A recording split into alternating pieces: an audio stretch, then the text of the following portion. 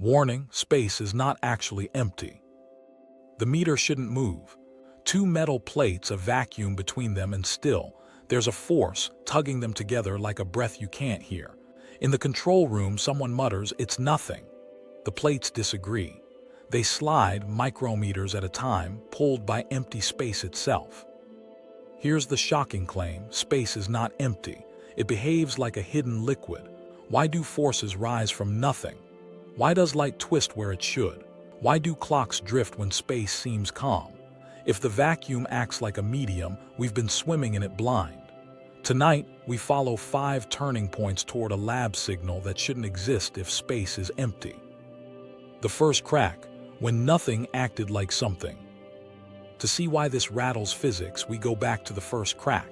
Not a bang, just 2 polished plates brought breathlessly close, tens of nanometers apart, air pumped away until molecules are a rumor.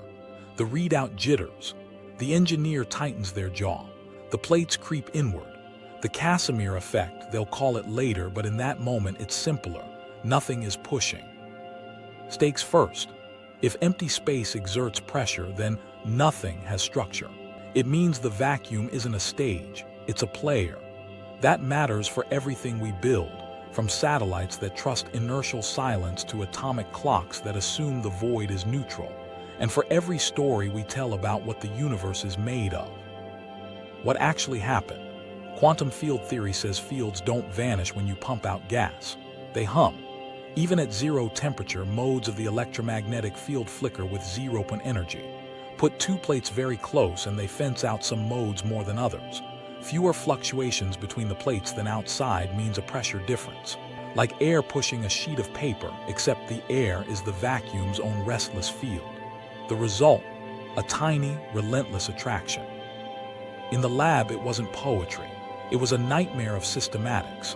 Sticky films, electrostatic patch potentials, thermal drifts, Brownian rumor in the suspensions. One experimentalist swore the meter was lying. They rotated the apparatus, swapped coatings, reversed the polarity, warmed it, cooled it, changed the gap. The force curve didn't care. The dependence on distance matched the theory. The meter had told the truth. The vacuum was doing work. Meanwhile, something else was happening inside atoms. Precise spectroscopy kept finding levels nudged off their expected positions. Hydrogen's 2s12 and 2p12 levels refused to land together. The Lamb shift, an energy gap born from the electrons, dance with the vacuum's jitter. Vacuum polarization, too. The field around a charge slightly screened by virtual pairs blinking in and out, as if the vacuum were a dielectric with opinions. On chalkboards, QED handled it with renormalized cool. In the gut, it felt like fluid behavior, background medium plus ripples, excitation surfing something deeper.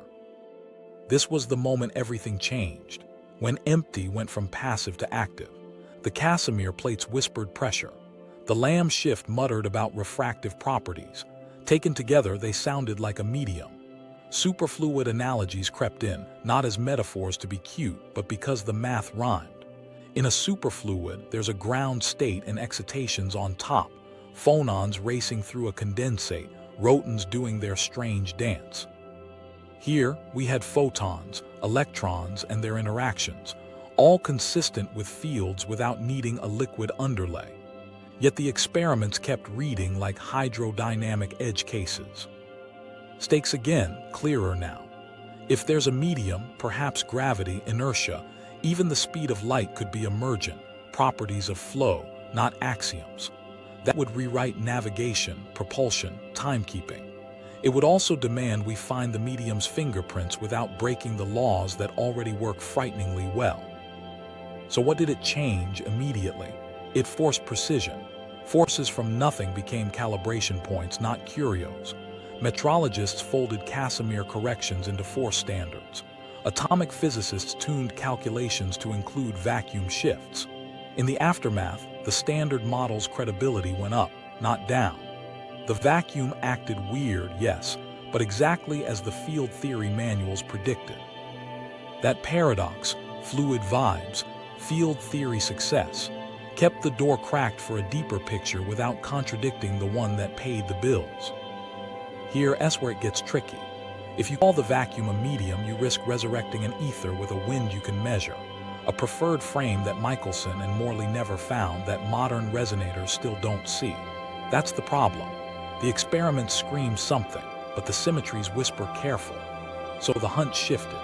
If a medium exists, maybe it's like a superfluid at near absolute zero.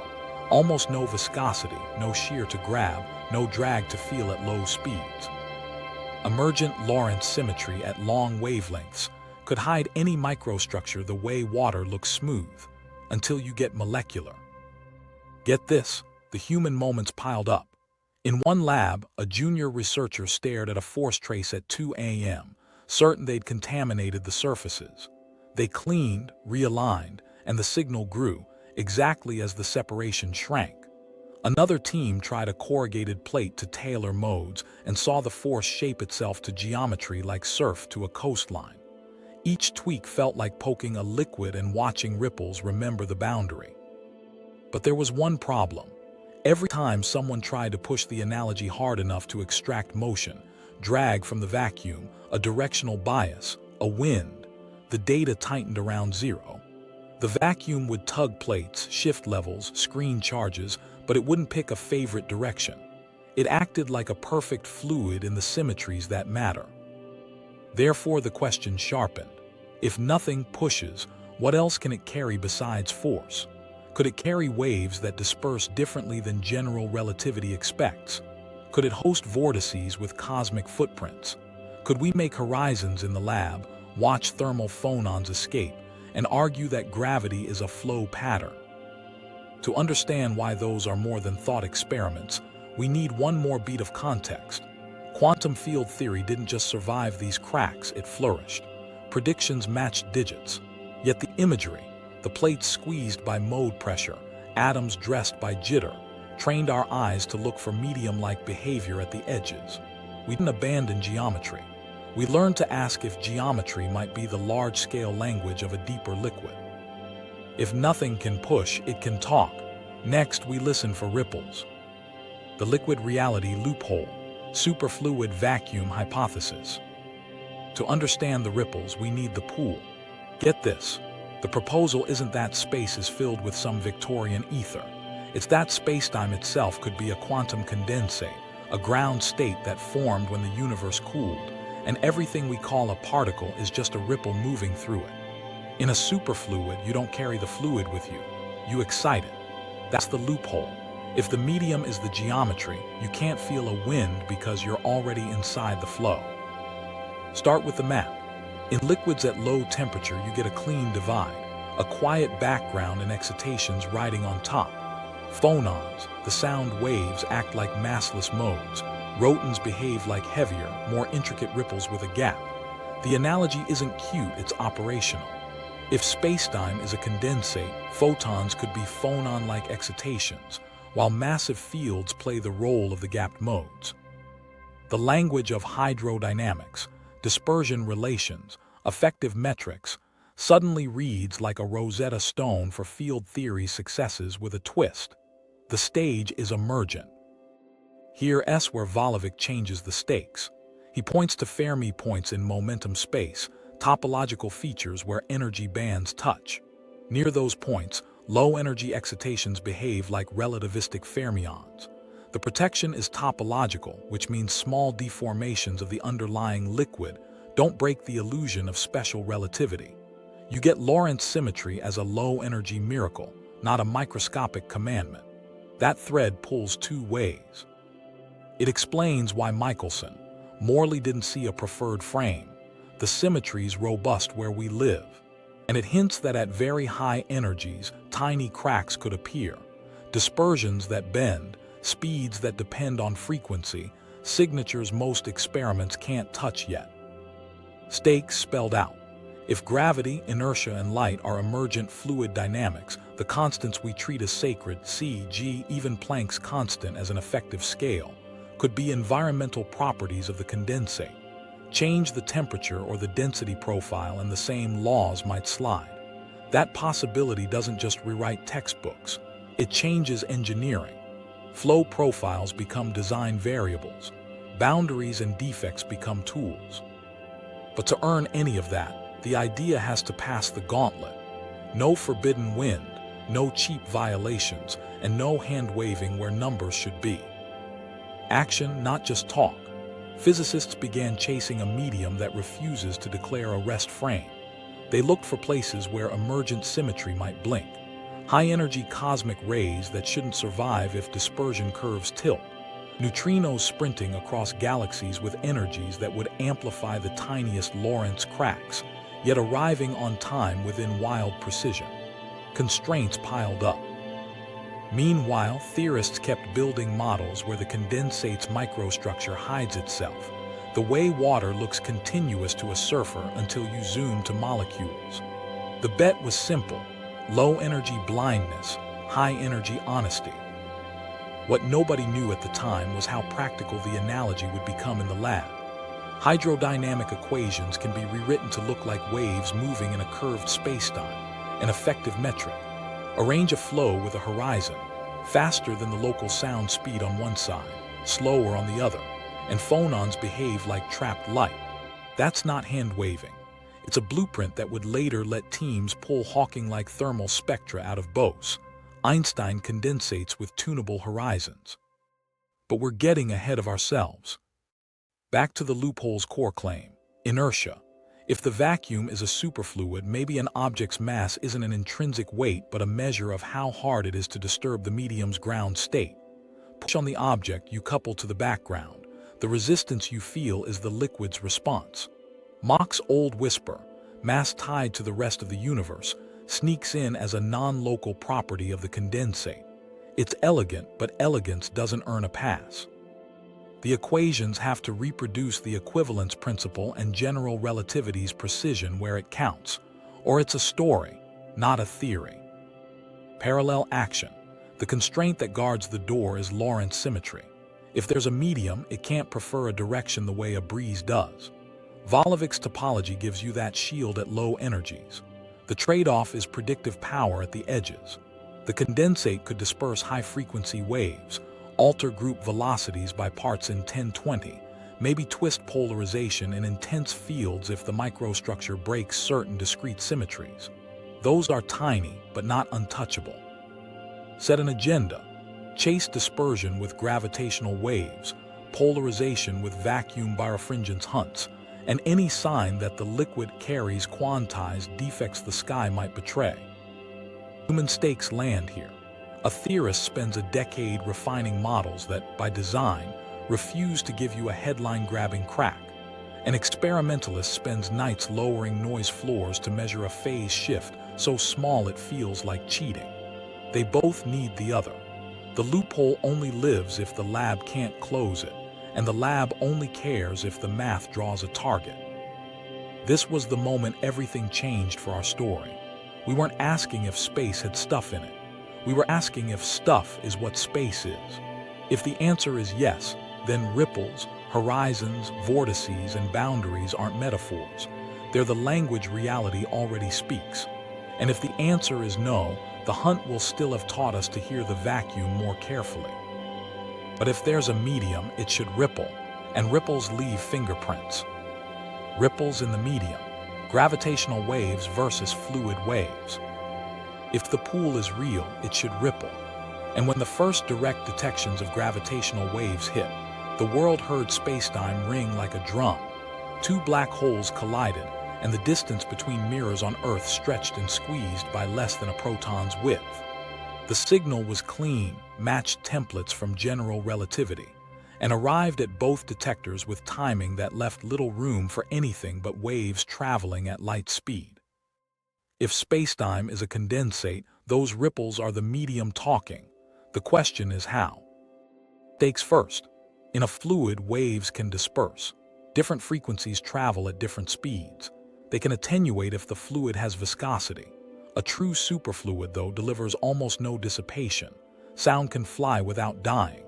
If gravity's waves ride an emergent medium, their speed might drift with frequency or their shapes might smear. Unless the liquid hides its microstructure so well that, at LIGO's band, the waves look exactly like Einstein's geometry. The bet is precise. Any tiny frequency-dependent lag, Any loss, any deviation from C would be a smoking gun. Action: what actually happened in the data? With dozens of detections in hand, LIGO and Virgo stacked events to test dispersion. They asked if high-frequency parts of the chirp got ahead or fell behind. The bound slammed tight.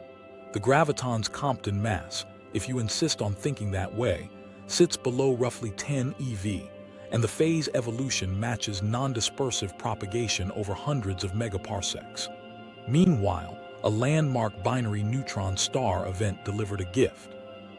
Photons from the kilonova trailed the gravitational waves by about 1.7 seconds after a journey of over 100 million years, with messy astrophysics in the middle. That pinned the relative speed difference between gravity and light to tiny parts in 10^15-10^60. If there's a fluid, it didn't slow the waves down. Parallel action at the opposite end of the spectrum, pulsar timing arrays. These teams listen to millisecond pulsars ticking across the galaxy and look for nano-Hz gravitational waves stretching the interval between beats. Collaborations have reported a common spectrum process with angular correlations that look like a background hum of supermassive black hole binaries. That's a different medium test. Across light years, is there dispersion or damping? So far, the background strain spectrum leans toward what you'd expect from huge binaries, not a sticky fluid. No obvious viscosity, no frequency cutoff screaming microstructure. What nobody knew at the time the detectors turned on was how constraining silence could be.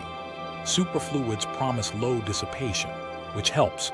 Near zero viscosity means waves don't die as they travel, but dispersion is the sharper knife. If the condensate's microphysics breaks Lorentz symmetry at high frequencies, group velocities can bend. Cosmic rays already cornered that possibility by not losing energy via forbidden processes. Gravitational waves now add their weight. Within the bands we can hear the medium, if it exists, doesn't betray itself.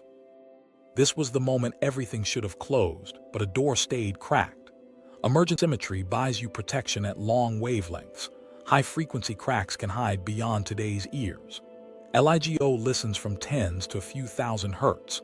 Pulsar arrays hear whisper low notes. In between sits LISA's future band, millihertz waves from galactic binaries and massive mergers, the region where a condensate's dispersion, if any, might rise gently before it spikes. And above LIGO, third-generation detectors aim for earlier inspirals and sharper phase tracking that could shave another order of magnitude off dispersion bounds. Human stakes make this real. In a control room, an analyst stares at residuals, the tiny difference between data and template, wondering if a wiggle is astrophysics or a clock glitch. Across the hall, a theorist mutters through a mouthful of cold noodles that superfluid viscosity should be effectively zero, then scribbles a correction term that would alter phases by 1 part in 1019. The analyst shakes their head. "We're not there yet," the theorist nods. "But that's the target." Meanwhile, the viscosity question turns from fear to feature. A superfluid vacuum would let waves cross the universe almost losslessly, which is exactly what we see. That's good for the liquid camp. Dispersion remains the knife's edge. If even a tiny frequency dependence turns up, consistent across events, scaling with distance, surviving calibration, it would be hard to fold neatly into pure geometry. It would smell like a medium. Impact right now. LIGO's success doesn't kill the liquid, it cages it. Any condensate must mimic general relativity to exquisite precision across huge baselines, with emergent Lorentz symmetry holding firm where we can test it. Pulsar timing adds weight at the opposite end. The sky says, if there's a liquid, it's superfluid and shy. No viscosity we can see, no dispersion we can hear, yet. While that was happening in the data rooms, a different idea brewed. Waves are gentle, but vortices shout. If a superfluid vacuum exists, it might host quantized swirls, topological defects with gravitational fingerprints the cosmos can't completely hide. Vortices, quantization, and the cosmos. Waves are polite, vortices aren't. In every true superfluid, swirl the liquid hard enough and it refuses a messy eddy. Instead, it snaps into quantized vortices, discrete tubes of circulation with fixed strength. That's a smoking gun. If the vacuum is a condensate, the cosmos might carry its own quantized swirls, defects written into space itself. They wouldn't look like little whirlpools. They'd act like heavy, string-like scars stretching across regions of the universe, tugging on light and matter with signatures gravity can't fake easily. Stakes first. Detect a vortex, tag the medium. A direct imprint of quantization would push liquid reality from suggestive poetry to something you could hang a career on. These aren't small stakes. They'd touch cosmology, particle physics, even the way we measure mass on a satellite. And the risks cut both ways. If we keep not seeing them, the liquid's allowed parameter space shrinks to a pinhole. The story gets leaner or it collapses. Action, what we looked for. In the sky, the closest analogues are cosmic strings and other topological defects predicted in a range of high-energy models. They bend spacetime in a peculiar way, not like a lump of mass, but like a wedge cut out of the plane. Light passing on either side doesn't curve gradually.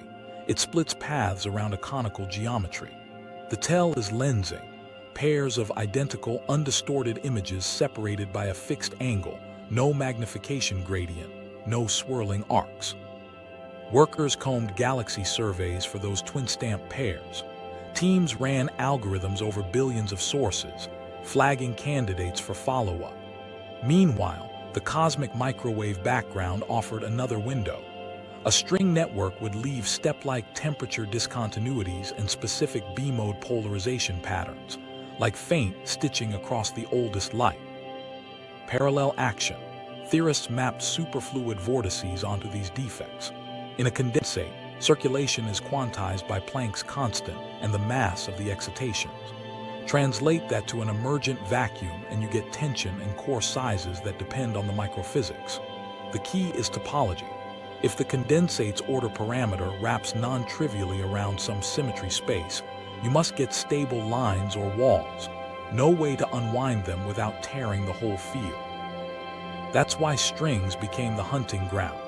A robust prediction of many broken symmetries, and a neat place for a liquid-like vacuum to hide its swirls. Impact so far, constraints tight. The Planck satellite and ground-based CMB experiments squeeze the allowed string tension. If a network exists, it's faint. Lensing surveys knocked down the odds of bright, simple pairs. The sky didn't deliver a headline string, but no headline is no hint. A handful of peculiar alignments punched above their weight. In one case, a ring-like pattern around a galaxy cluster popped in a pipeline, clean, symmetric, and for 1 electric hour looked like a textbook defect. Microstory. It was near midnight when the team's Slack lit up. A postdoc, eyes fried from scrolling stamps, typed, "I think we've got one." Coffee brewed, code reran, and the room leaned in. On reanalysis, subtle shear from nearby structure unraveled the ring. It dissolved back into ordinary lensing. The channel went silent except for a single sigh emoji. Hints remained, decisive proof didn't. Meanwhile, a different vortex angle teased the story from another side. Galaxy rotation curves. It's tempting, too tempting, to say a swirling medium could support persistent circulations around galaxies, reducing the need for dark matter. The metaphor writes itself, quantized vorticity giving flat curves. Here, S where it gets dangerous. Hand-waving runs into numbers. Rotation profiles aren't one size. They vary with mass, morphology, environment. The successes of the dark matter framework, lensing, structure growth, the CMB acoustic peaks, don't vanish because a liquid metaphor sounds good. If a vacuum condensate contributes, it has to either mimic a cold, collisionless component with precision or reveal new small-scale signatures that we can actually catch. So far, claims that vortex-supported flows solve rotation curves haven't survived the gauntlet. The liquid camp learned a hard rule. Analogies motivate, data arbitrate. What nobody knew at the time the string searches matured was how sensitive boundary conditions might be. In superfluids, vortices like to pin edges, impurities, places where the order parameter changes. Translate that to the universe and you ask where the vacuum's order parameter could vary. Phase transitions in the early universe would do it, domains cooling into different orientations, seams where they meet. The CMB is our fossil map of that freeze. If a superfluid vacuum gelled through a transition, relic line defects might lace the sky, yet diluted by inflation or washed by later dynamics to the threshold of our instruments. Human stakes again. Observers live with the fear of false hope. Every candidate costs nights and pride. Theorists live with the fear of overpromising. Every elegant sketch invites a demand for a number you can check. The liquid narrative survives here because it keeps finding ways to be precise. Predicted lensing geometries, polarization templates, statistical footprints you can falsify. Impact today. Surveys like DIS, HSC, and soon Euclid and the Rubin Observatory keep pushing. Null after null squeezes parameters. That's science doing its job. If vortices exist, they're either rare, delicate, or dressed in clothes we haven't recognized yet. The medium, if real, plays shy with its quantization. While the sky stays murky, one lesson sharpens. In fluids, vortices love edges. If cosmic space is a condensate, maybe you don't start with the whole sky. Maybe you go where boundaries are clean and under your thumb. When the sky is murky, tabletop the labs, analog gravity and synthetic spacetimes. When the sky is murky, you bring gravity to heel on a bench. That sounds absurd until you watch a cloud of atoms drop to billionths of a degree and start behaving like a single quantum thing. In a Bose-Einstein condensate, sound becomes a first-class citizen. And with the right flow, sound waves see an effective geometry, an acoustic spacetime. You can sculpt with lasers and magnetic fields. Here's the move. You build a narrow channel in the condensate and drive a flow that's subsonic on one side and supersonic on the other. There's a boundary where the flow speed equals the sound speed. On that boundary, phonons can't claw upstream. That's a horizon. It's not metaphor. The math lines up. The wave equation in this flow looks like a scalar field in curved spacetime. The question that kept people up at night: if horizons are real in a fluid, do they radiate? The stakes were heavy. Hawking radiation is a thermal whisper predicted for black holes. Pairs of quanta birth near the horizon. One escapes, one falls in, and the whole slowly evaporates.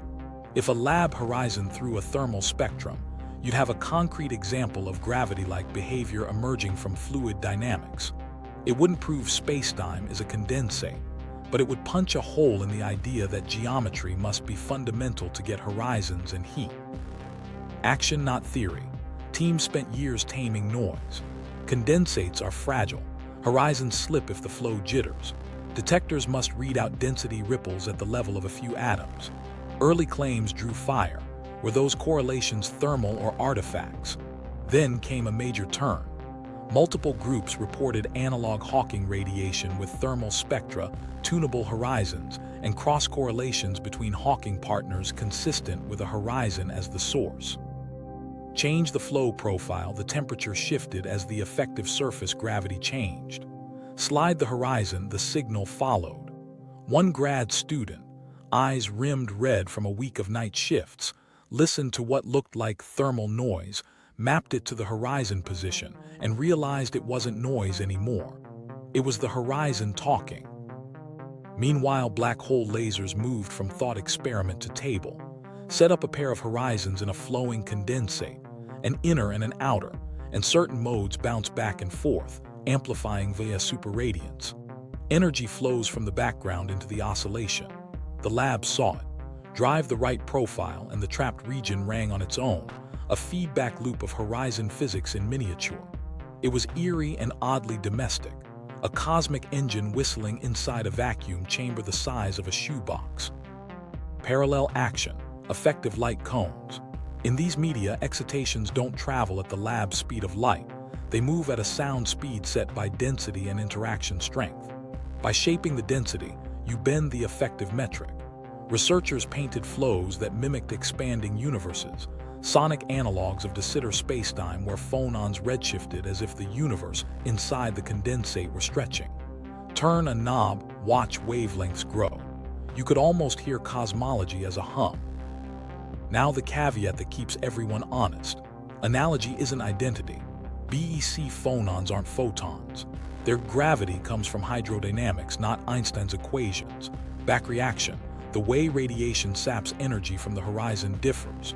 Quantum entanglement across the horizon looks similar in correlators, but the field content is not the standard model, so we don't get to declare victory. What we do get is a proof of principle. Horizons are kinematic, not sacred.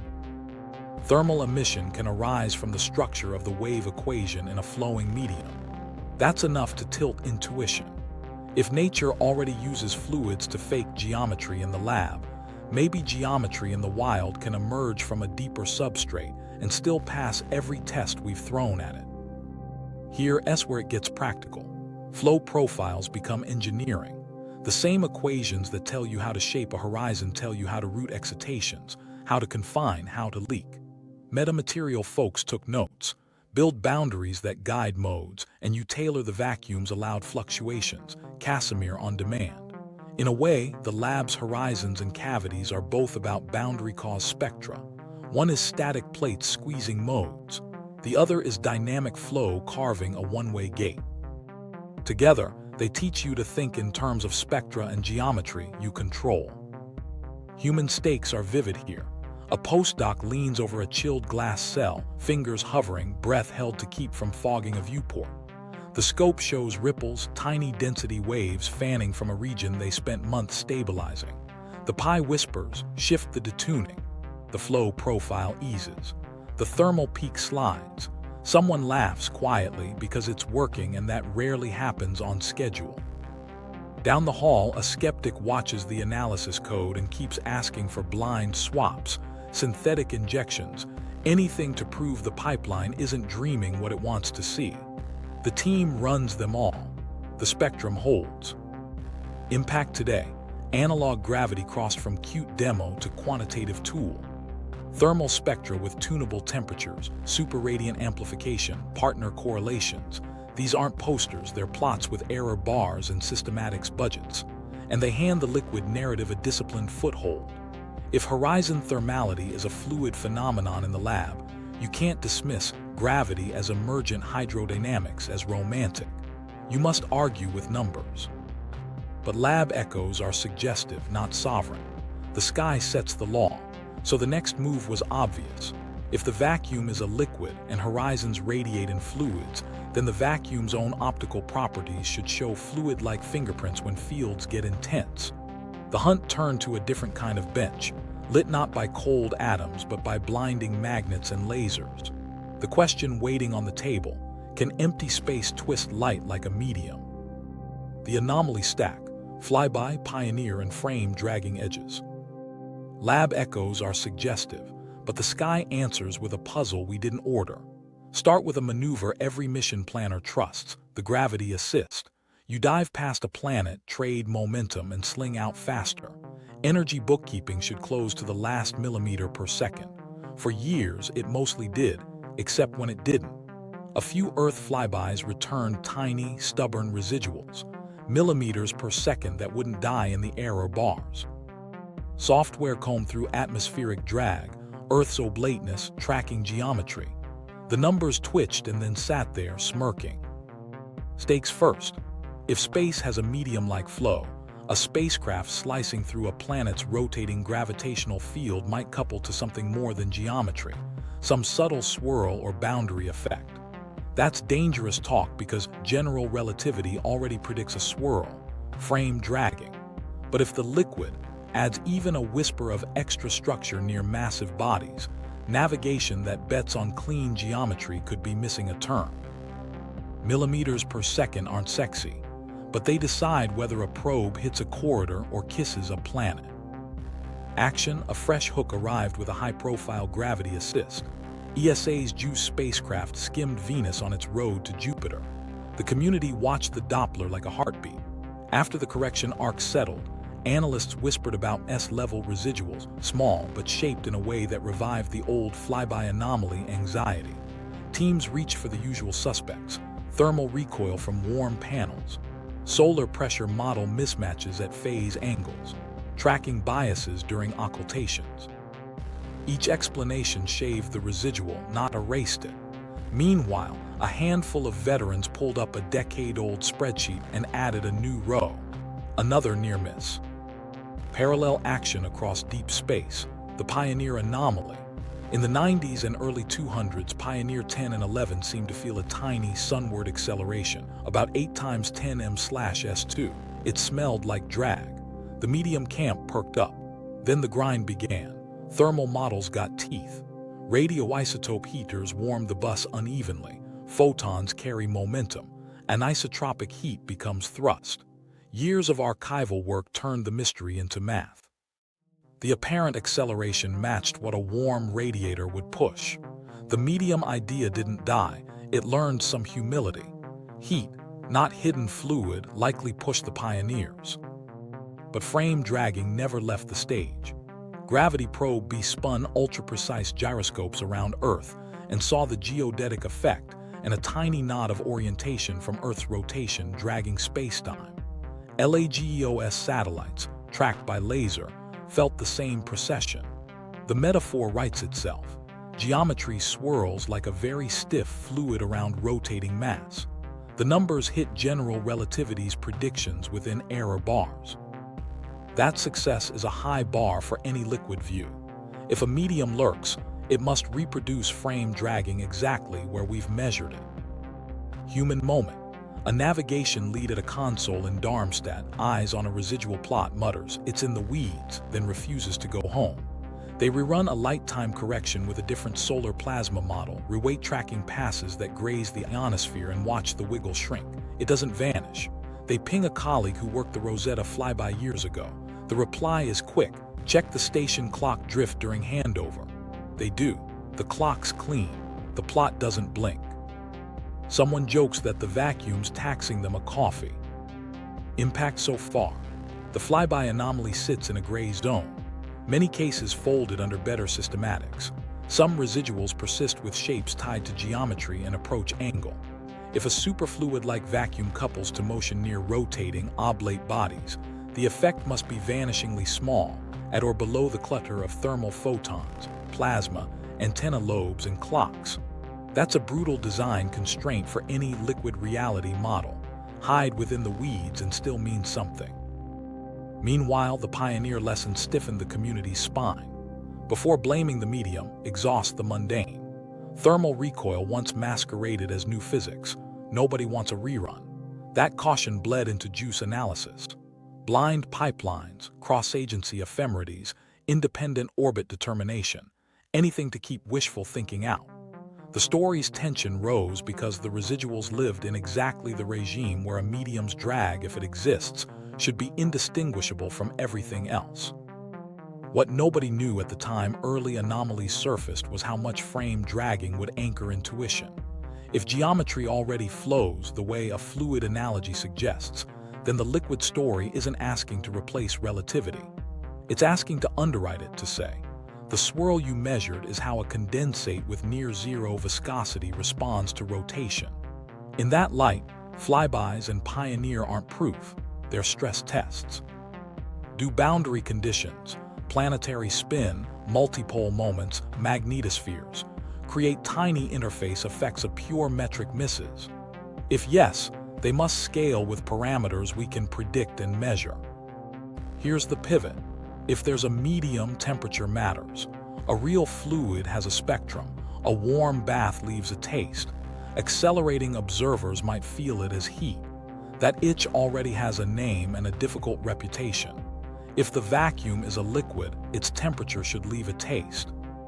Drag, temperature, and the Unruh itch. If a medium is real, it should have a temperature, or at least, acceleration through it should feel like one. That's the itch. The Unruh effect says an accelerating observer doesn't see vacuum calm. They see a warm bath with a temperature proportional to their acceleration. Sit still and you see ground state. Fire your rocket and the same field looks thermal. If the vacuum is a liquid, this sounds like friction's cousin. But the promise cuts both ways. Warmth without drag in a perfect superfluid is a tightrope. Stakes first. If acceleration creates perceived heat, then detectors riding different motions disagree on what nothing feels like. That's not just philosophy.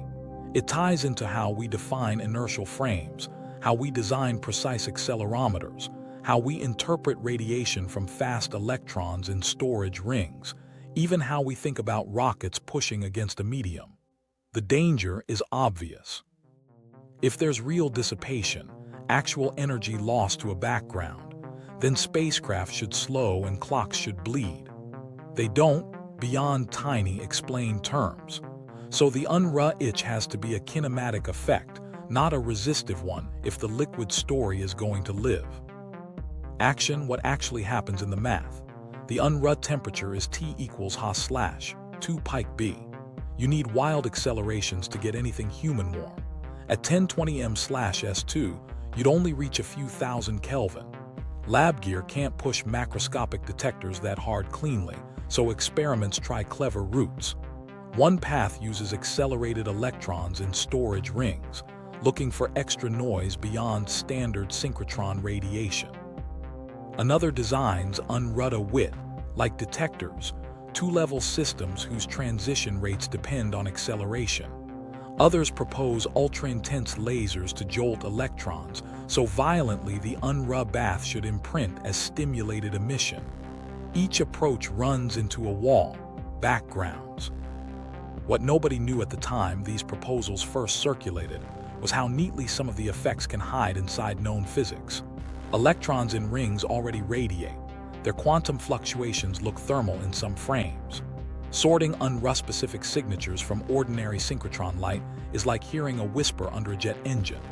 Laser ideas face Schwinger pair production and nonlinear QED clutter. The heat is real as a response function, but pinning it to a thermometer is brutal. Meanwhile, a parallel thread asks if the vacuum's medium nature should cause drag. A normal fluid resists motion. A superfluid doesn't below a threshold. If the vacuum's excitations have a gap or the spectrum forbids certain couplings at low energy, then uniform motion can be lossless. That maps well to relativity. Constant velocity observers don't see anything special, but accelerate and you can excite the medium. In a superfluid, that's when vortices shed and phonons fly. Translate back. Acceleration might couple to the vacuum's degrees of freedom and look like a thermal bath without creating a classical, frame-dependent wind. The line between perceived heat and real drag stays bright. The Unruh temperature is observer-dependent. Dissipation would be universal and is tightly bounded. Human moment. A small team in a basement lab stares at a cryogenic amplifier readout hooked to a superconducting qubit they're yanking with a precisely timed drive, an analog of an Unruh detector. They've injected fake signals blind, burned through weekends, and now the residual spectrum still shows a bump that shifts with drive amplitude the way the theory predicts. The Pi rubs their eyes and says, "Swap the cables, again." They do. The bump moves. It wasn't the vacuum, it was the rack. Impact in the wider search. The Unruh itch keeps theoretical fire alive because it ties thermal behavior to horizons and acceleration, a theme that already showed teeth in analog gravity. It says you don't need a hot medium to feel heat. Motion writes temperature on your world line. For a liquid reality, that's both shield and target. Shield, because it explains why no ether wind shows up. Uniform motion is quiet. Target, because engineered accelerations or boundary conditions might coax measurable kinematic thermals that scale with parameters we control. Dissipation fear never fully leaves the room. If a medium exists, engineers worry about drag stealing delta V from rockets. The superfluid reply is crisp. Below critical velocities and in clean flows, there's no Stokesian drag. Inertia itself might be the vacuum's resistance to changes in motion, a coupling cost, without any steady bleed at constant speed. Some models try to go further, flirting with the idea that mass arises from interaction with the vacuum's modes, the way electrons get mass from fields in the standard model. If true, rockets would still push reaction mass. The medium isn't a propellant you can grab. It's the context that sets what push means. Now the T's. Strong fields can polarize the quantum vacuum. Nonlinear QED predicts vacuum birefringence. Light's polarization rotates in intense magnetic fields as if space were a weak crystal. That's not Unruh. That's the medium's optical fingerprint. Teams chase a sensitivity around delta approximately 8 times 10^2.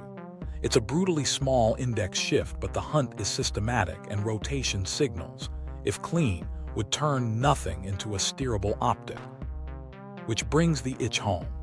If acceleration paints heat on your frame and strong fields tint the vacuum's refractive index, then careful setup should let us translate motion and field into tiny, measurable currents of information through empty space. One proposal turns light into a current through the vacuum. No plates, just intense fields and polarization control to pull a whisper of conduction from nothing. That brings us to a signal nobody expected to survive peer review. The surprising signal: vacuum acts like a weird conductor. The first time the rotation popped out, nobody cheered.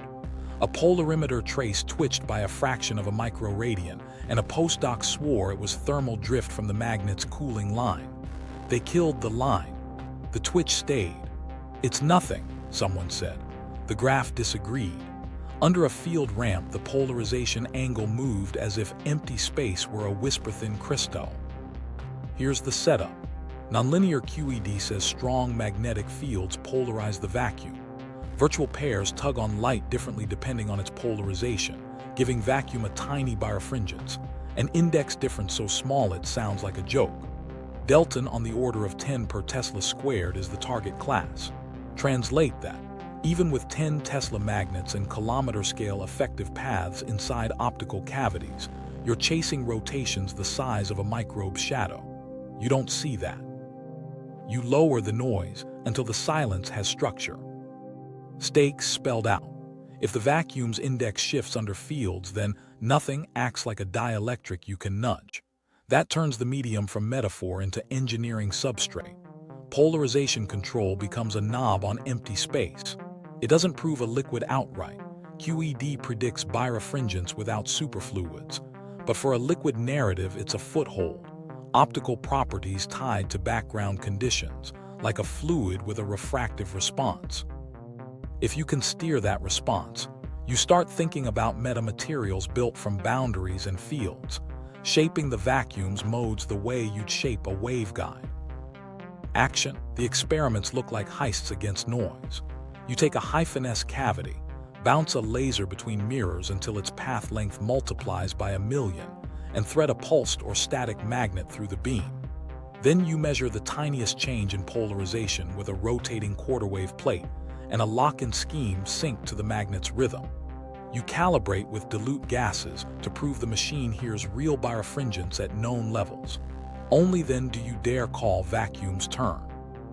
One team hit a sensitivity near the milestone, delta approximately 8 times 10^2 as a design floor, and their best runs nibble close. Another uses pulsed fields to spike peak B2 without cooking the optics, trading duty cycle for byte. In a late-night run, an analyst plotted rotation versus B2 and got a line. The slope sat inside the QED band. The room went quiet in the way labs go quiet when nobody wants to spook the data. Then the skeptic spoke. "Flip the magnet." They did. The sign flipped with it. They rotated the entire apparatus by 90 degrees to test for residual anisotropy from the room. The signal tracked the field, not the room. They swapped mirrors to kill coding artifacts. The slope sagged but didn't die. Exasperation and hope shared a chair. Meanwhile, laser facilities chased another nonlinear ghost, photons scattering on photons through vacuum polarization. Smash intense pulses together and look for frequency-shifted light where no medium exists to mediate. Thresholds are brutal.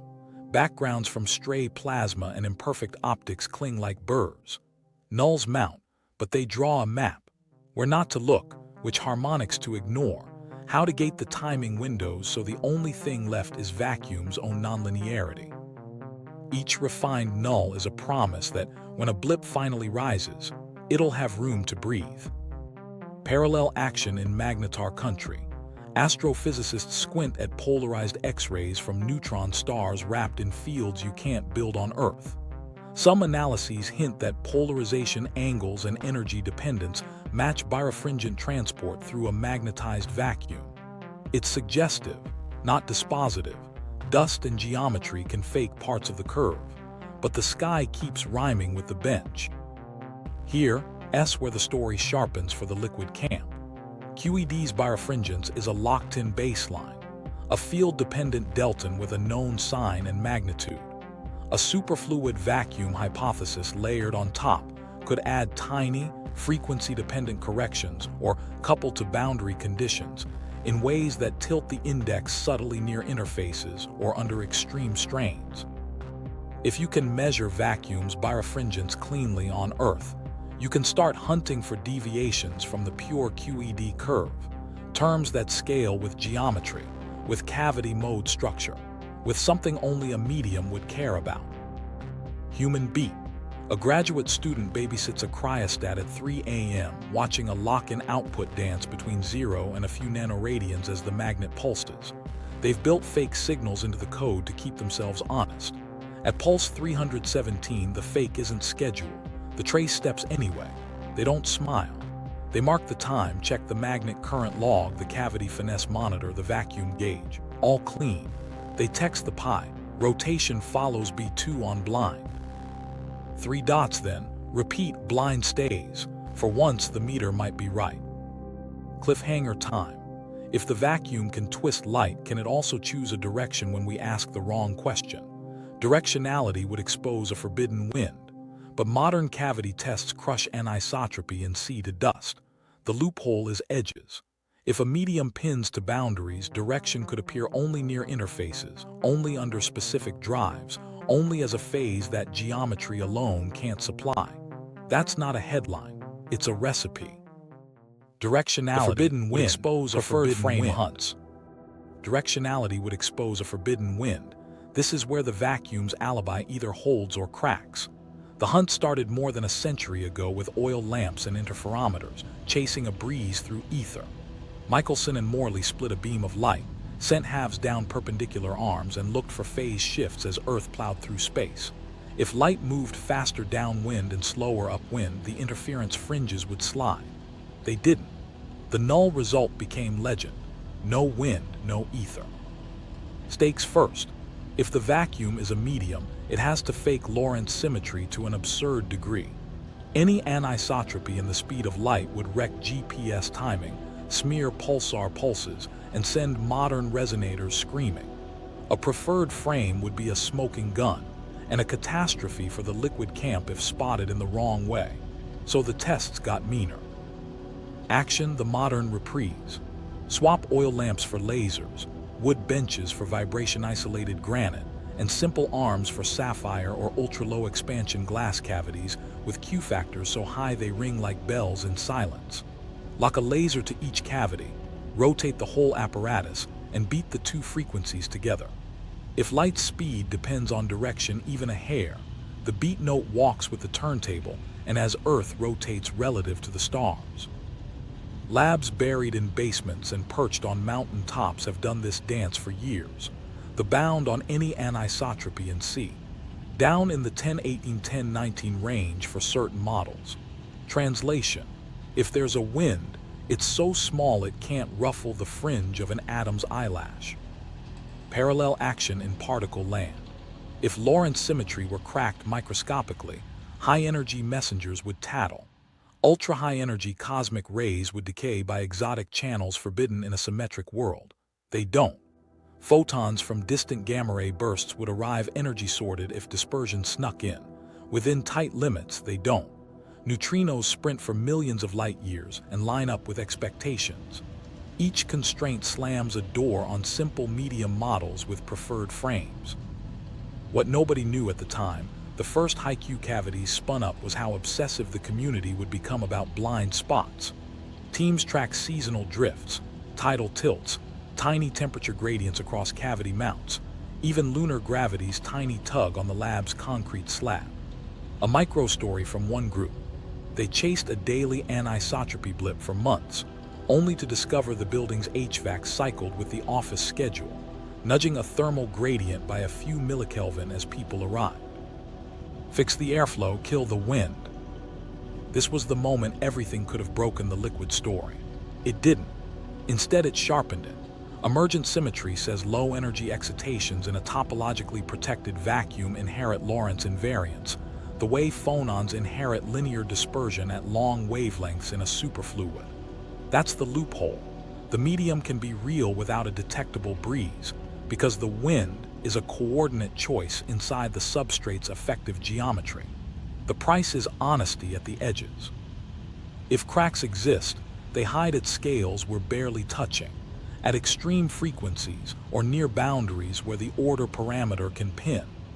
That's where Volovik's Fermi-point protection becomes the guardrail for the entire picture. Human stakes keep it grounded.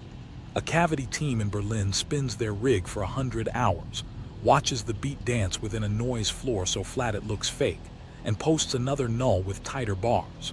Across the world, a theorist opens a notebook and circles the only remaining terms their model allows, suppressed by a power of the ratio between lab frequency and a microphysical cutoff that might be Planckian.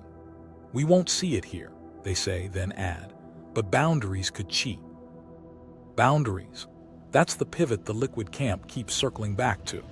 If a superfluid vacuum pins to interfaces, plates, edges, gradients, then direction might show up not as a universal wind but as a local anisotropy tied to geometry. You wouldn't catch it with a global spin test. You de-catch it by flipping a cavity's boundary conditions or rotating a Casimir geometry inside a shield and watching a phase that rides with the edge, not the stars. That's not ether redux. That's surface physics in a medium that pretends to be nothing in the bulk. Impact today is clear. The forbidden wind didn't blow.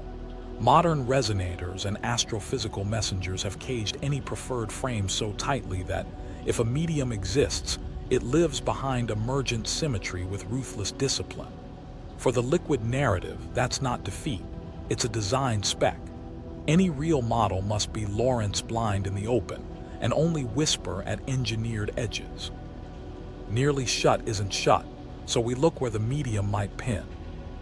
Pinning points, boundaries, interfaces, and edges of reality. Nearly shut isn't shut, so we look where the medium might pin. In every superfluid, edges matter. Boundaries change the ground state. Interfaces trap modes. Tiny imperfections turn into anchors for vortices and sources of phase. If the vacuum is a condensate hiding behind perfect symmetry in the bulk, then the seams are our leverage. Don't chase a global wind. Chase local anisotropies that ride with geometry. Start with a picture we can control. In a Casimir setup, 2 plates tailor the vacuum's allowed modes. Change the distance, the force changes. But boundaries can do more than scale a magnitude. In condensed matter, flipping a boundary, going from hard wall to soft, from specular to rough, shifts phase. If the vacuum is fluid-like, a subtle version could happen here too. An interface-induced phase that doesn't violate Lorentz symmetry in the open, but shows up as a geometry-tagged twist inside the cavity. Action benchtop concrete. Teams began to treat plate geometry as a dial, not just a distance. Corrugations, wedges, coaxial cylinders, metamaterial coatings with sub-wavelength structure. The goal: sculpt the mode spectrum to see if forces and phases respond in ways a pure geometric calculation can't anticipate without adding boundary-sensitive terms. One postdoc had a stubborn intuition. They rebuilt a parallel plate rig with an adjustable cap that could invert the effective boundary condition from conductive to a structured metamaterial mimic of a magnetic wall. Late one evening, they flipped the cap and watched the sign of a tiny lateral force reverse. Not the main Casimir pull that stays attractive in most configurations, but a secondary geometry-coupled shear term, predicted in one corner of the theory space and ignored in most labs. They didn't celebrate. They reran blind. The flip repeated with the cap, not with the room. Meanwhile, something else was happening in atom interferometers. Cold atoms traverse 2 paths and recombine. Any phase difference becomes fringes. Put the interferometer near engineered boundaries that alter the vacuum mode density, and the atom should pick up a tiny extra phase. It's the same vacuum talking, but now in wave function currency. One group slid an atom beam along a patterned surface and mapped a fringe shift that tracked the pattern's period. Backgrounds were vicious, patch charges, thermal gradients, stray fields, but after months of swaps, the phase held shape with geometry, not lab orientation. That's the kind of pin a liquid vacuum story needs, a local effect glued to an edge, indifferent to the stars. Parallel action in superconducting circuits, microwave cavities with Q so high they nurse photons like antiques. Researchers inserted tunable boundaries, squid arrays acting as variable inductive terminations, to change the vacuum's effective length on the fly. In the dynamical Casimir effect, a rapidly modulated boundary spits real photons out of the vacuum. Theory nails this in standard QED. But now the questions sharpen. Does the photon spectrum care about subwavelength structure in the termination the way a fluid cares about roughness at an interface? Early runs saw spectra matching textbook expectations. Then, with engineered inductance profiles, a faint skew appeared, a tiny preference for certain pair frequencies when the boundary modulation carried a tailored harmonic cone. Was it the vacuum's microphysics, or the circuit's nonlinearity? The jury's still out. The protocol matured. Rotate the device, change cables, retime the comb, inject synthetics. The skew shrank but didn't die. Here, S where the cosmic scale quietly returns.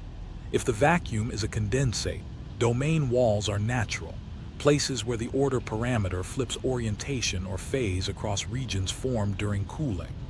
We can't walk a probe across a cosmic wall, but we can ask what crossing would feel like. In liquids, crossing a phase boundary changes sound speed, dispersion, sometimes topological class. Translate that to spacetime, an effective metric that changes character, a refractive index for light that steps by 1 part in 1021, a polarization rotation that keys to sky position if our line of sight grazes a seam. Polarization surveys already map Faraday rotation through galactic plasma. A vacuum origin step would have a different frequency fingerprint and no electron column to blame. The hunt drafts on those pipelines. Fit out the plasma, comb the residuals for a sky-fixed, frequency-flat angle that lines up with no dust. Human moment. A young analyst in a polarization group pushes a null map through the night, stacking sky patches where modeling says plasma should cancel. The residuals look like noise, blessed, boring noise, until they sort by ecliptic latitude and a faint bias leans out. Too small to claim, big enough to demand another year of data. The supervisor walks in with coffee and a rule. Edges lie. Prove this one doesn't. Back to the bench, because edges we own beat edges we infer. Casimir metamaterials mature. Groups build plates with anisotropic patterns that should, in principle, imprint a polarization-dependent Casimir torque on birefringent crystals, vacuum twisting a crystal to align with a boundary. Theory says it's there. Measurements nibble at the edge. Torque balances turn ridiculous. Piconewton meters coaxed into sanity with fused silica fibers thinner than hair. A rumor circulates of a lab that saw a drift step when the pattern plate rotated by 45 degrees. They kept the result off the record, drowning it in systematics checks.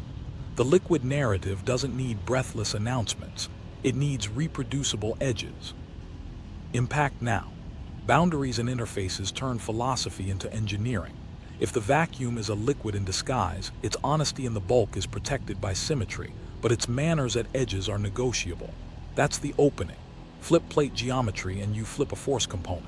Slide atoms past structured walls and you write geometry into their phase. Modulate a boundary and you print spectra on photons from nothing.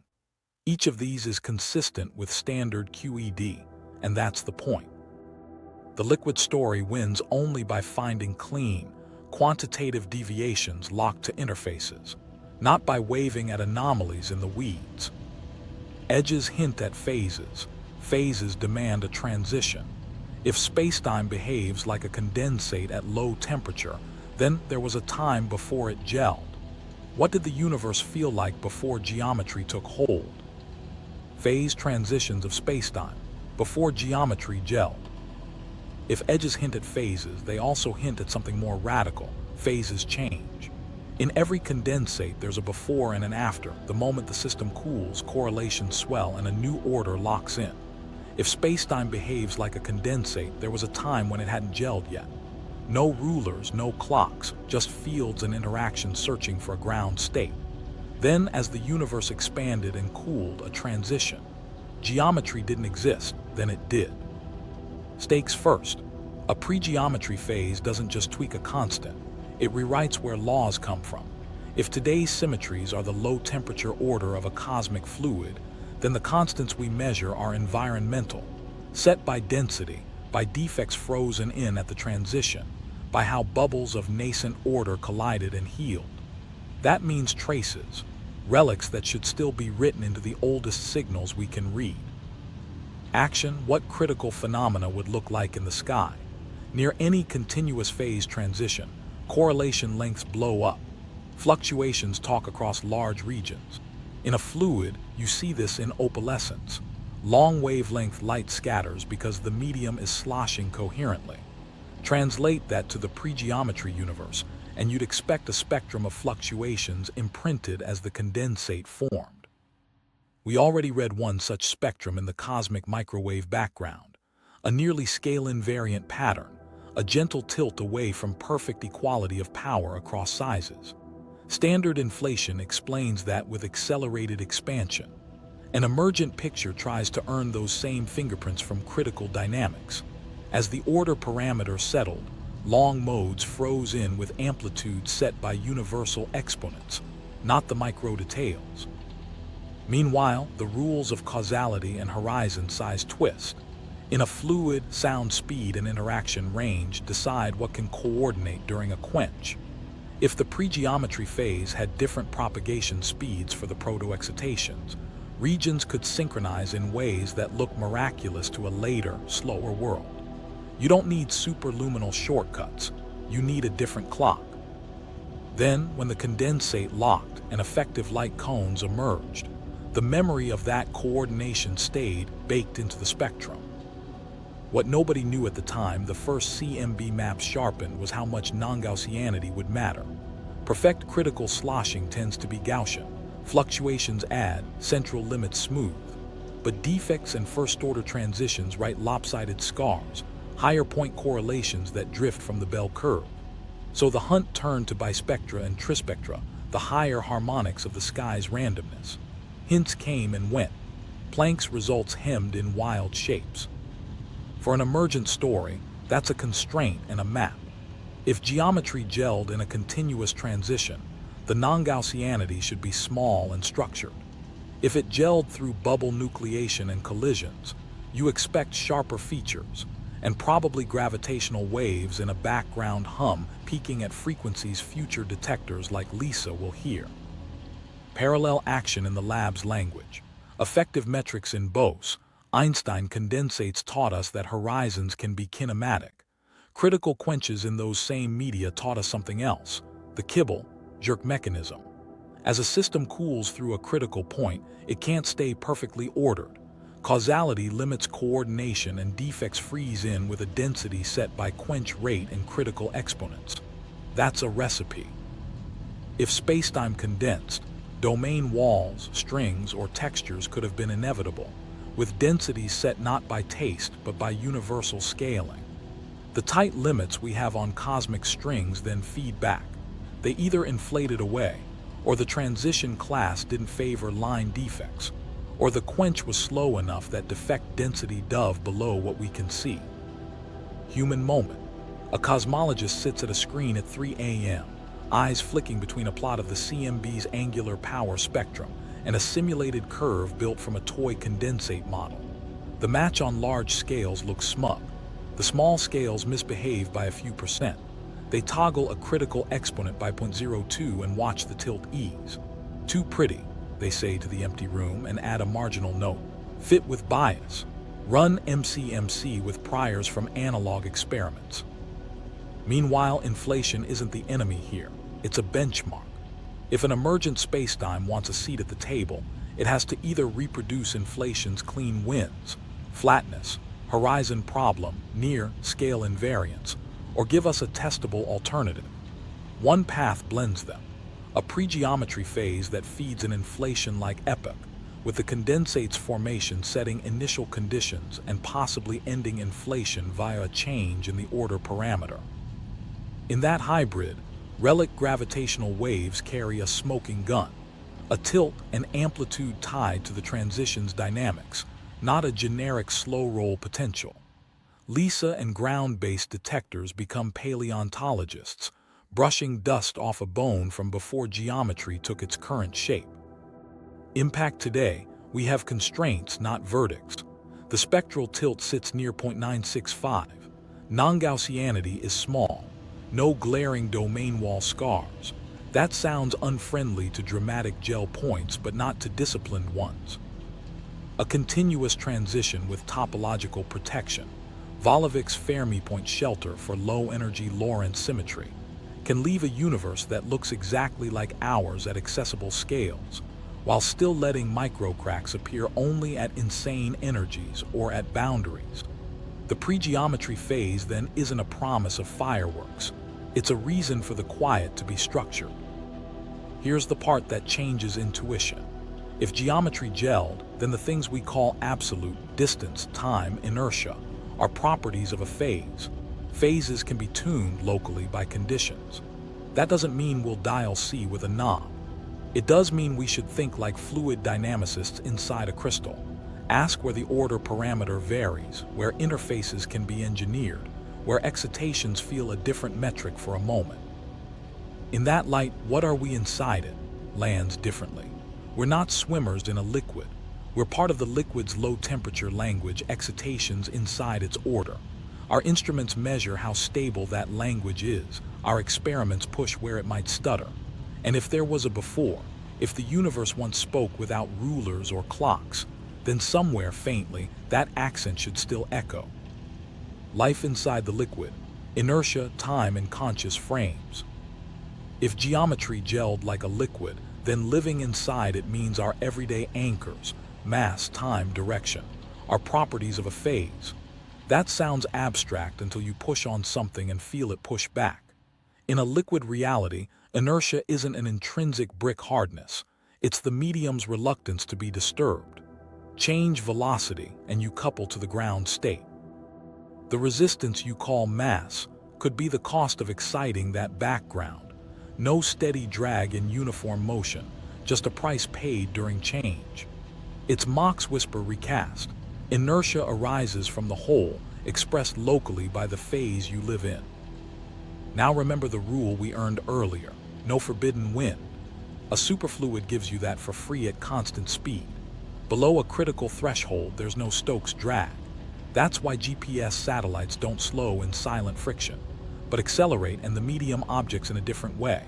In fluids, that's where vortices shed and phonons launch. In spacetime's condensate, acceleration writes temperature on your world line, the Unruh itch, without turning into universal dissipation. Your rocket's meter doesn't see a loss term in cruise. Your accelerometer does see warmth in hard burns as a purely kinematic effect. Time then. If the medium sets the metric, time dilation is how clocks count along different flows and densities. General relativity already nails it. Altitude shifts tick rates, motion slows them. A liquid lens on the same facts says local properties of the condensate, its pressure or effective density, determine the conversion between what a clock feels and what a distant observer infers. You don't get new numbers, you get new intuition. A gravitational potential is a profile in the medium. Clocks wade through it and their beats space out. That's why a clock on a mountain runs faster than one at sea level. In a control room, technicians watch nanoseconds drift during orbital sweeps and correct them in real time. Nobody calls it a fluid, but they live inside that flow every day. Meanwhile, conscious frames, what it feels like to be an observer, get a sharper edge. Uniform motion, quiet, accelerated motion, warm, Stand near a horizon, natural or analog, and entanglement across that one-way surface imprints thermal noise. Inside a liquid reality, that's not mysticism, it's bookkeeping. Observers slice the medium's field differently, and the slice changes what counts as particles. Your brain doesn't notice, your detector does. The same vacuum writes different stories to different world lines, and all those stories reconcile where they overlap. Here, S where engineers lean in. If time is a property of the liquid's local state, manipulating it means shaping the effective metric. We already do the bare minimum. We model Earth's potential, atmosphere, and tides so satellite clocks line up. Push further and you're into edge work. Can we tailor boundaries, Casimir geometries, metamaterial coatings, and strong fields to alter the vacuum's mode spectrum in ways that change phase accumulation for clocks or atoms? Not to break relativity, but to root it. Build quiet pockets for frequency standards, design waveguides for time. It's ambitious, but the tabletop lessons point that way. Flow profiles in BECs taught us to draw horizons with knobs. Boundary tricks taught us to print phases on atoms. Translate carefully and you get design instincts for the real vacuum. Minimize stray fields, engineer cavity spectra, measure geometry-tagged shifts, and name the corrections. Stakes land hard here because mistakes show up on screens. A nanosecond is a foot of position error for a GPS user. Miss a correction and your map pins you to the wrong lane. The liquid view doesn't buy you slack, it forces discipline. If time is the medium, S bookkeeping, the ledger can't wobble. So labs stack more comparisons. Optical lattice clocks traded between mountaintops by fiber, links braided through satellites, frequency combs counting photons like beads. Every drift maps a gradient in the condensate's effective parameters, or a flaw in your shielding. What nobody knew at the time gravitational time dilation became routine was how much it would humanize the vacuum. Technicians sit with coffee, watching a plot of clock A minus clock B wiggle as a satellite skims perigee, and they nudge a model parameter, Earth's J2 oblateness term, until the wiggle tightens. It's mundane and beautiful. The medium's profile becomes a dashboard you can tune against, and the whole planet's potential turns into a calibration curve for time itself. Parallel action threads the big idea back to inertia. If mass measures how firmly an excitation clings to the ground state, then equivalence is a promise the condensate makes. Energy couples to geometry the same way whether it shows up as rest mass or motion or heat. Drop a hammer and a feather in a vacuum chamber, and they fall together because the medium doesn't care how their energy is packaged. That's a constraint any emergent model must keep or die by. So the liquid story carries its own handcuffs. Reproduce the equivalence principle to the precision we've already tested. Then ask for tiny, edge-borne deviations you can hunt. Here's the payoff in intuition. Stop thinking of time as a river outside you. Think of it as the beat your excitations keep while riding a phase. Stop thinking of mass as a nugget you carry. Think of it as the fee you pay to jostle the order. And stop thinking of observers as abstract points. Think of them as instruments with world lines, conscious frames, tuning into the medium with different dials. Motion, height, boundary. Live inside the liquid and the universe stops being an empty stage. It becomes a quiet machine whose gears you can, very slowly, engineering the vacuum, from Casimir thrusters to metamaterials. Think like an engineer inside a medium you can't touch. We already shaped horizons in condensates and wrote phases with boundaries. The next move was obvious and reckless. Build devices that lean on vacuum structure itself, tiny forces, tailored spectra, and optical tweaks in nothing. Start with the taboo, propulsion. The phrase Casimir thruster evokes perpetual motion to seasoned ears, which is why labs whisper it behind locked doors. The safe version is cleaner. Can geometry-dependent vacuum forces be arranged to yield a net, controllable push without cheating momentum conservation? In a symmetric, closed cavity, forces cancel on average. But asymmetry and dynamics open cracks you can probe. If boundaries sculpt mode density, and if time-dependent boundaries can pump energy into or out of fields, Maybe you can trade electrical work for a directed mechanical nudge. No reactionless miracles, just momentum flow carried by fields and plates.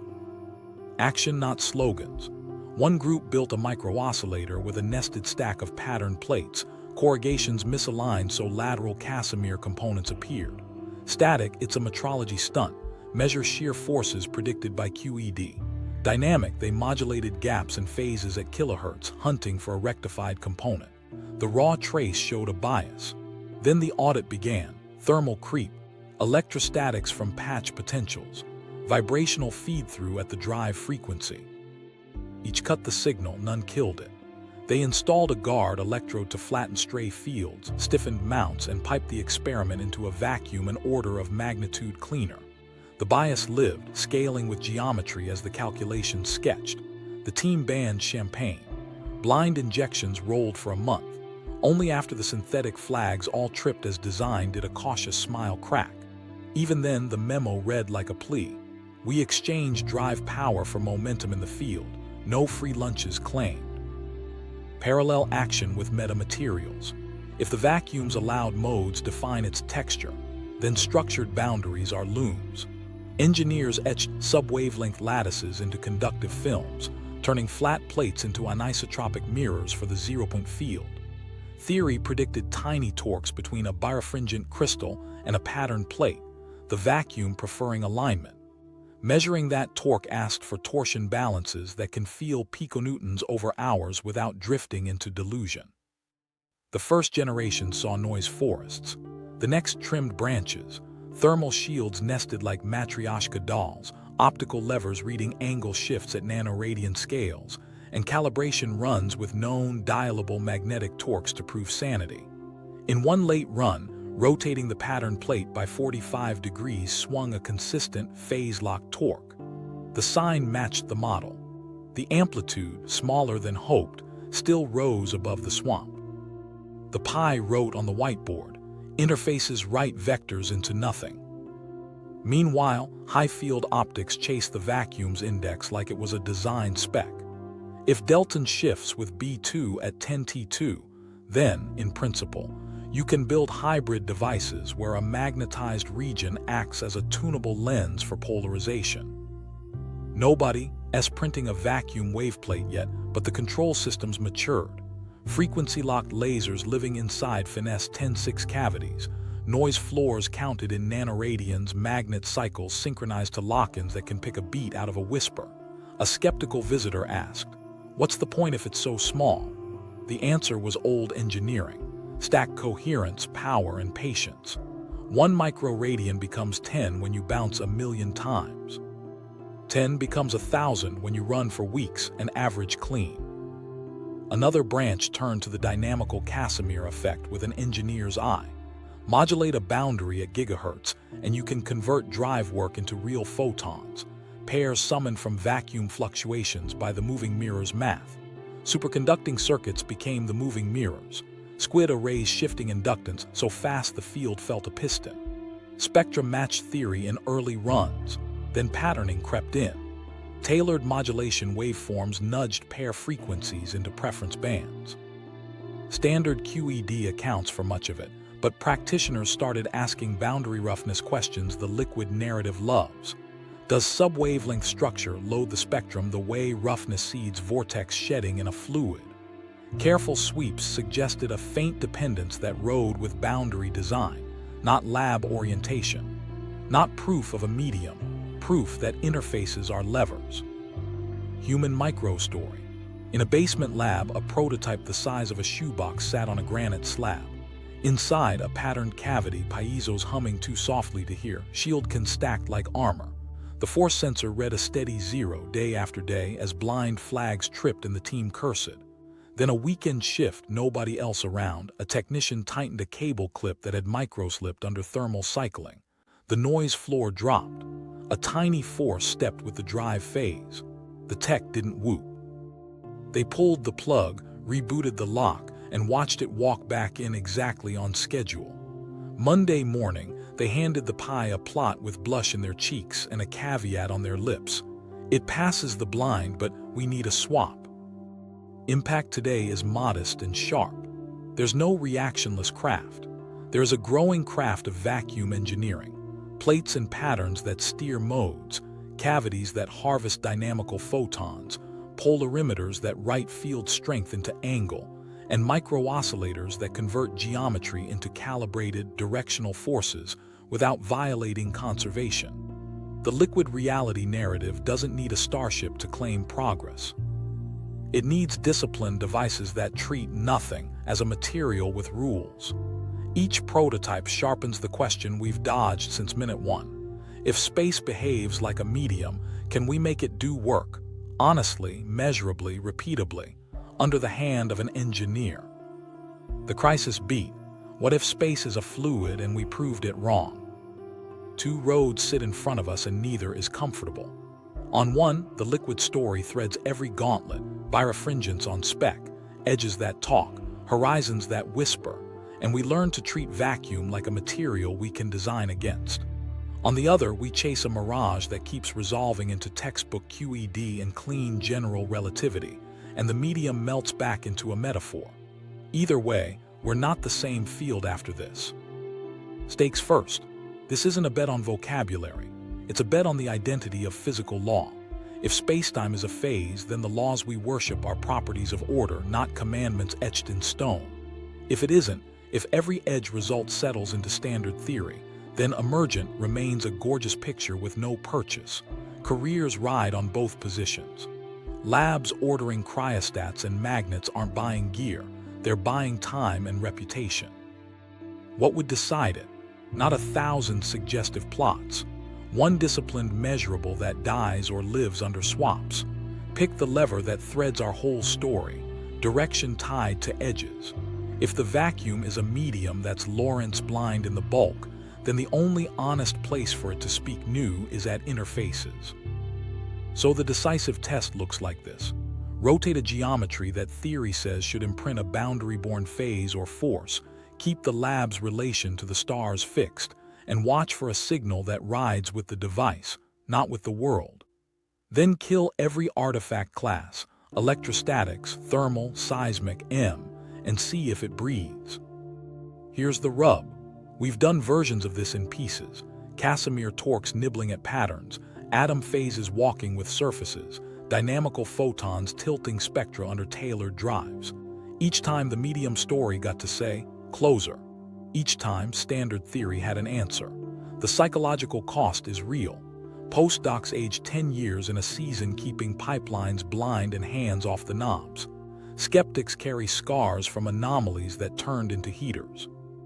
So we went back to the one that wouldn't die.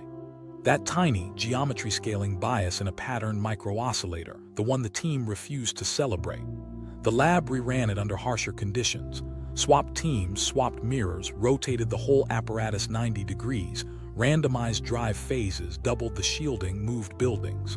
The bias lived, trackable to geometry, insensitive to cosmic orientation, stubborn under all the boring explanations.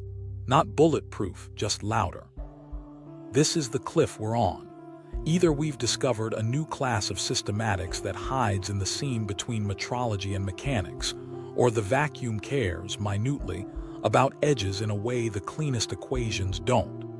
We can't settle it here, and we shouldn't try with rhetoric. The embargo is up soon on an independent facilities rerun. The rerun didn't kill it, it got louder. Climax, the rerun that wouldn't die. They didn't change one thing, they changed everything. New building, new slab, new vacuum can with a different alloy, new mirrors from a vendor who didn't know why the tolerance had to be absurd. The team that found the bias didn't touch a cable. Another group, friendly rivals, took the drawings and the protocols and rebuilt the entire geometry a continent away. The rule was simple. If the effect is glued to the room, it dies. If it rides with the device, it lives. First hour, the rig felt deaf. That's normal.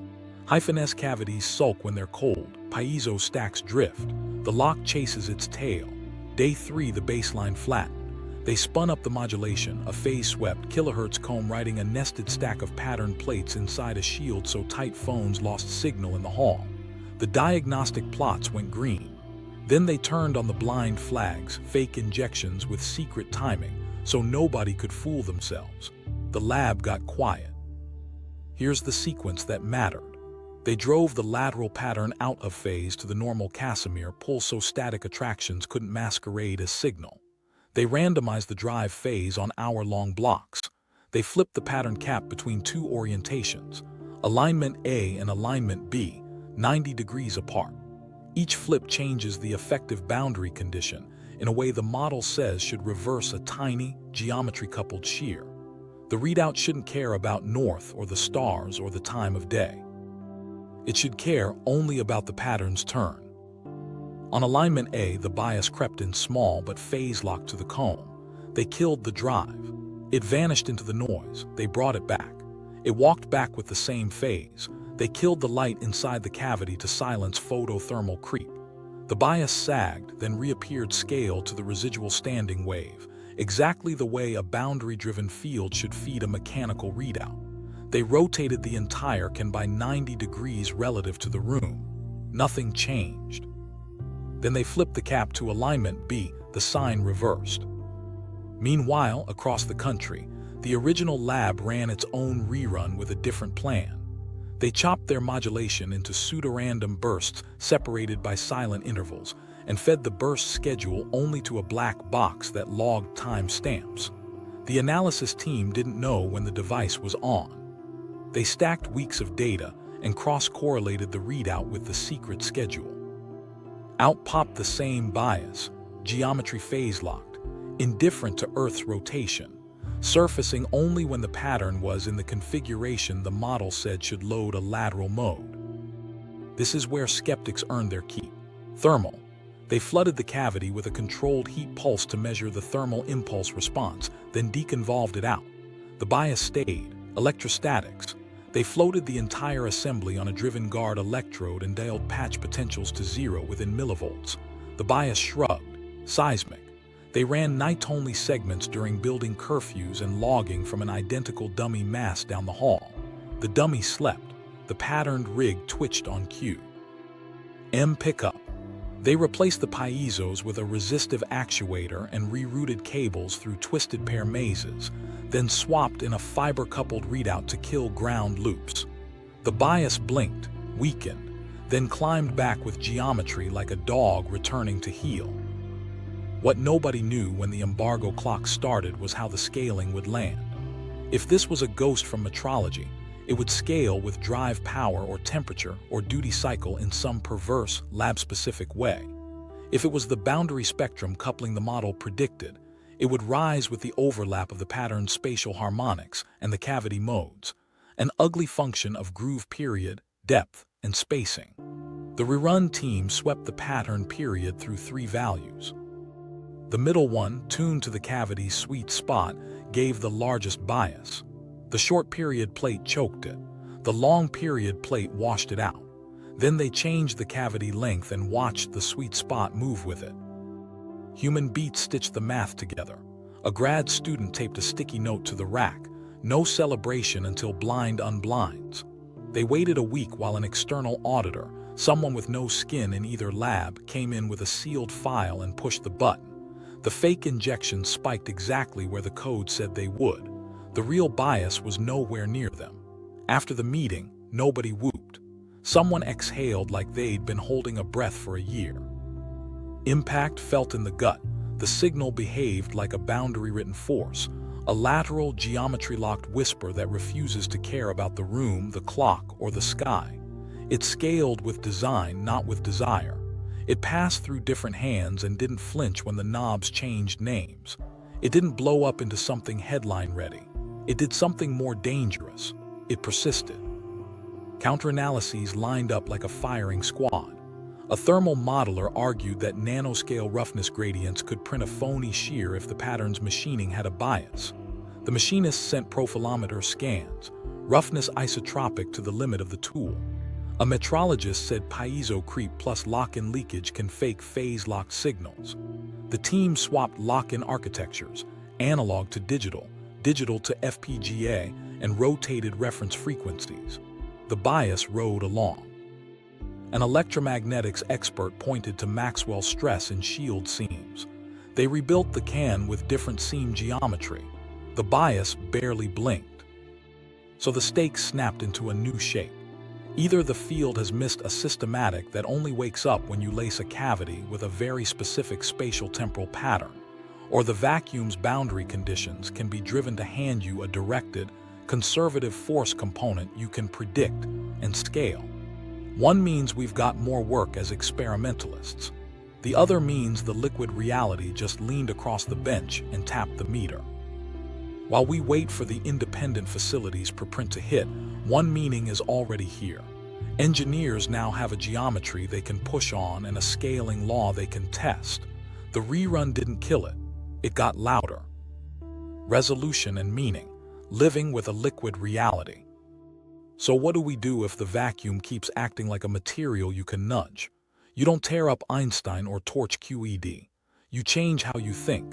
You stop talking about nothing and start asking how to design around an active background that mostly hides its hand. You treat space the way good sailors treat currents.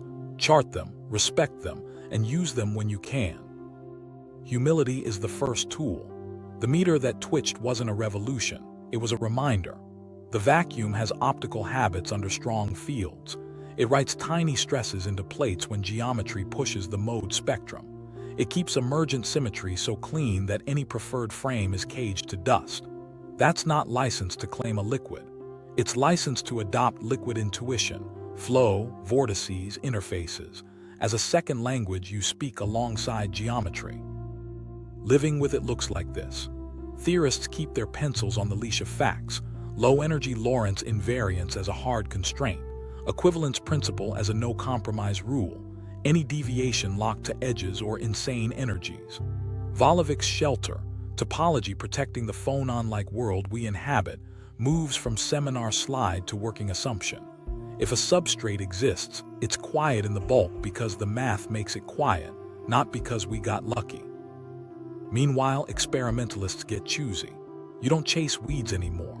You build crisp interfaces and ask yes or no questions. Does a pattern plate flip a shear sign on schedule? Does a polarization angle walk with B2 to QED spec and only depart, if at all, in a geometry-tagged way?